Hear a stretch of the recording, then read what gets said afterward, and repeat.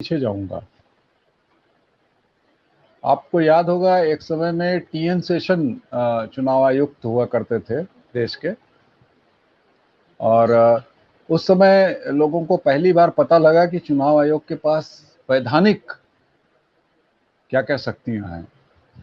19A, 27B, 377A, 127B, ये वो धाराएं हैं चुनाव आयोग के परिसीमन के समय जो उनको दी गई थी, जिनके अंदर ये जो अभी आप बात कर रही हैं ये विषय निहित है कि एक पोलिंग अभिकर्ता या एक बूथकर्ता या एक चुनाव प्रत्याशी का जो अभिकर्ता होता है, जो पोलिंग बूथ पर हो और जो काउंटिंग स्टेशन पर स्टेशनड हो, उसके पास क्या अधिकार है, क्या कर्तव्य है, क्या हो सकता है। जिलाधिकारी या जो रिटर्निंग ऑफिसर हो सकता है, उसके क्या अधिकार हैं, क्या कर्तव्य है, क्या वैधानिक कार्यवाहियां उसके ऊपर हो सकती हैं। आपको संभवतः याद होगा, मुझे नहीं पता कि आप टीएन सेशन के अवधि में राजनीतिक रूप से सक्रिय थी या नहीं थी। अभिलाष जी जरूर थे। तो मुझे लगता है अभिलाष जी ने ही ये सब चीजें पढ़ी होंगी। एक समय में टीएन सेशन एक बहुत बड़ा टेरर हुआ करते थे। मैं टीएन सेशन से मिला भी हूँ जी, मेरी भी मुलाकात हुई थी दुर्भाग्यवश। तो उस समय लोगों को पता लगा कि वास्तव में चुनाव आयोग जैसी वैधानिक संस्था का क्या अधिकार है, क्या कर्तव्य है, क्या उनके पास वैधानिक शक्तियां हैं। अब आज की वर्तमान परिस्थिति की जो बात की जाए, आपको पता है कि 600 सबसे अधिक मुकदमे हुए हैं वाराणसी में। मैं वाराणसी में उस घटना के समय 640 मैं वाराणसी में उस घटना के समय उस जगह पे ही मौजूद था, और शायद सिर्फ उस छोटी सी घटना के समय मैं मुझे देख नहीं पाया कि वास्तव में वो ईवीएम का क्या कुछ हो रहा था, कैसे घटना का ट्रिगर ऑफ हुआ, लेकिन उसके आगे पीछे सब कुछ देखा था। मैंने खड़ा था वहीं उसी जगह पे, पहाड़िया मंडी पे ही, जहां ये घटना हुई थी। सारा कुछ जो हो रहा था, जो हंगामे हुए, आप उसको जो भी कहिए, तो समाजवादी पार्टी के कार्यकर्ताओं ने जो भी किया या जो वहां मौजूद थे उन्होंने जो किया, उन्होंने अपनी वैधानिक हैसियत 19A, 27B, 277A, 127B के अंतर्गत किया। उन्होंने कहा कि हमें यह अधिकार है कि हम यहां से आने जाने वाले, क्योंकि ये उस परिसीमित क्षेत्र जिसको कहा जाता है, एक उसकी परिभाषा है चुनाव आयोग के कोड में, जिसको कहा जाता है परिसीमित क्षेत्र, जहां पर ये ईवीएम मशीनें या पहले बैलेट बॉक्स जो होते थे वो रखे जाते थे। तो परिसीमित क्षेत्र जो होता है, वहां से अगर कुछ निकलता है, बाहर जाता है या हरकत होती है, उसको रोकने का पूरा अधिकार होता है उस बूथ अभिकर्ता का या जो काउंटिंग अभिकर्ता होता है उसका। तो चुनाव आयोग ने ये बहुत डिफाइन कर रखा है कि उसका ये अधिकार है कि वो उसको रोके, टोके, पूछे, सत्यापित करे और उसके बाद जाने दे। अब अगर उन्होंने अपने उस अधिकार का, कर्तव्य का पालन किया, तो क्या उन्होंने कोई वैधानिक उल्लंघन किया कानून का? पहली चीज तो ये। दूसरी चीज ये कि डीएम एक जिले का मदमस्त हाथी होता है, उसके पास तमाम अधिकार होते हैं, तमाम चीजें होती हैं। उसके नीचे एसडीएम और तमाम जो चुनाव के अधिकारी होते हैं वो सब होते हैं, लेकिन क्या उनके पास इतना अधिकार है कि वो इस तरीके की हरकत कर सकें कि किसी के मतों का आहरण कर सके, अपहरण कर सके? नहीं, ऐसा नहीं है। वो वहां जा नहीं सकते हैं, ये उनके ऊपर वैधानिक रूप से रेस्ट्रिक्शन है। वो वहां से कोई चीज उठा नहीं सकते हैं, ये भी वैधानिक रूप से उनके ऊपर प्रतिबंध है। वो वहां से कोई भी एक ईवीएम बॉक्स, बैलेट बॉक्स, क्या एक कागज का चिट्ठा, एक तिनका तक वहां से लेके बाहर नहीं निकल सकते हैं, ये भी उनके ऊपर प्रतिबंध है।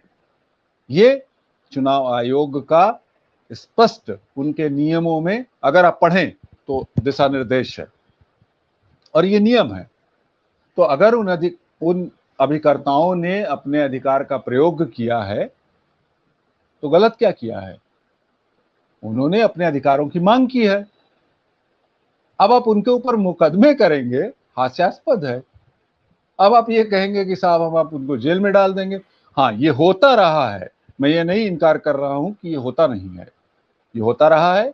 ये कांग्रेस के शासन में भी हुआ है, ये सपा के भी शासन में हुआ है, ये तमिलनाडु में चले जाइए वहां भी हुआ है, ये केरल में भी हुआ है, ये पश्चिम बंगाल में भी हुआ है, पूरे देश में हुआ है। पहले भी हुआ है, आज भी हो रहा है, आगे भी होगा।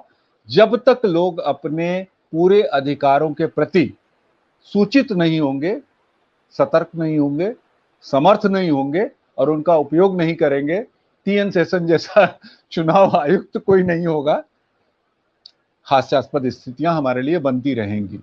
आप पढ़िए, चुनाव आयोग के पूरे डॉक्टोरियन को पढ़िए, नियमावली को पढ़िए, देखिए कि क्या क्या अधिकार हैं बूथ पर, चुनाव गणना पर, गणना अभिकर्ता पर क्या क्या लिखा हुआ है। कोई पढ़ा ही नहीं है। अब आप उसको चैलेंज नहीं कर सकते। आप ये कहते हैं कि साहब अरे ऐसे कैसे हो सकता है, हमारे ऊपर मुकदमा हो गया। नहीं, आप चैलेंज करिए ना उसको, आप उसको चुनौती दीजिए, लड़ जाइए। और देखिए, एक चीज मैं बता दूं, विपक्ष के साथ एक बहुत बड़ी इस समय बड़ा संकट है कि वो एकजुट तो होना ही नहीं चाहता है, होगा ही नहीं। लड़ने की क्षमता खत्म हो गई है। उनको ये लगता है कि सिर्फ पैसा, आर्थिक स्रोत अगर मेरे कम कर दिए जाएं, बंद कर दिए जाएं, बांध दिए जाएं या रोक दिए जाएं तो हम लड़ नहीं सकते। नहीं, इच्छा शक्ति लड़ती है, इच्छा शक्ति ही लड़ाती है। और अगर इच्छा शक्ति है तो आप लड़ सकते हैं, और जो लड़ेगा भविष्य के लिए वही विजेता होगा। अच्छे प्रश्न है जो युधिष्ठिर ने और भीष्म पितामह ने विदुर से पूछा था। विदुर से उन्होंने यही प्रश्न पूछा था महाभारत में कि ये हो क्या रहा है। विदुर ने कहा महाराज यही हो रहा है जो पहले हुआ था वो अब भी हो रहा है। तो मैं उस एक विद्वान सचिव की तरह ये कहूंगा कि ये पहले भी हुआ था। आप ये कहें कि कांग्रेस के शासन में नहीं हुआ, जरूर हुआ था। क्या मतपेटियां नहीं लूटी गई? मैं एक युवा था, मैंने अपने जीवन काल में जब मैं पहली बार वोट देने गया था, उसके बाद के समय में गैंग होते थे, गैंग बड़े बड़े, जो मतपेटियां लूटते थे, जो उस पर ठप्पा लगाते थे, ठेका दिया जाता था लोगों को। तब भी तो चुनाव आयोग यही था, कानून यही थे, नियमावली यही थी, प्रक्रिया यही थी, जनता भी यही थी, नेता भी यही थे। अब क्या बदला है? एक राजनीतिक परिदृश्य बदल गया है। कांग्रेस की जगह बीजेपी आ गई है। यहां सपा आई और सपा के बाद बसपा, फिर बसपा के बाद सपा, फिर बीजेपी आ गई। तो ये परिदृश्य ही बदला है। लूट डकैती तमाम चीजें, इस तरीके का जो अपरिहार्य परिस्थितियां हैं, ये तो चल रही हैं।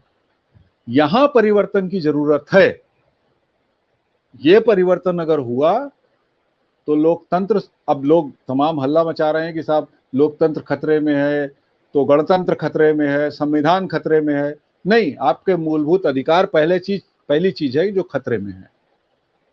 और आपका मूलभूत अधिकार यह है कि आप पढ़ें, उस गरीब नागरिक से लेकर उस अभिकर्ता तक, वकील से लेकर जज तक, और खुद उस डीएम तक को पता होना चाहिए कि चुनाव आयोग की नियमावली क्या कहती है। आपने, ठीक है, आपने 150 केस ठोक दिए, ये कर दिए, वो कर दिए, आप जाइए उनको चुनौती दीजिए ना। आपके पास, जी आपने बिल्कुल ठीक कहा, अभिलाष जी ने भी कहा कि लीगल सेल को आप एक्टिवेट क्यों नहीं करते हैं? आपका एक वकील, दो वकील, चार वकील, पांच वकील, सारे मुकदमे लड़ जाएंगे। और एक जगह से एक प्रेसिडेंस अगर आ गया, एक हाईकोर्ट की रूलिंग अगर आ गई, सारे मुकदमे खत्म हो जाएंगे। लड़ना तो आपको पड़ेगा, और लड़ना आपको तकनीकी रूप से पड़ेगा। अगर आप लड़ नहीं सकते हैं, क्षमा कीजिएगा, आप राजनीति कर नहीं सकते हैं। आपको संघर्ष सिर्फ प्लेटफॉर्म पर ही नहीं, कानूनी रूप से भी करना पड़ेगा, आर्थिक रूप से भी करना पड़ेगा। हर अलग अलग सीढ़ियां जो हैं, हर जगह आपको करना पड़ेगा। और संघर्ष के बिना मोक्ष नहीं मिल सकता है। और आप हमसे जुड़े रहने के लिए सब्सक्राइब करें YouTube पर, फॉलो करें ट्विटर पर और लाइक करें Facebook पर। और ज्यादा जानकारी के लिए आपको टाइप करना होगा सिर्फ न्यूज नशा।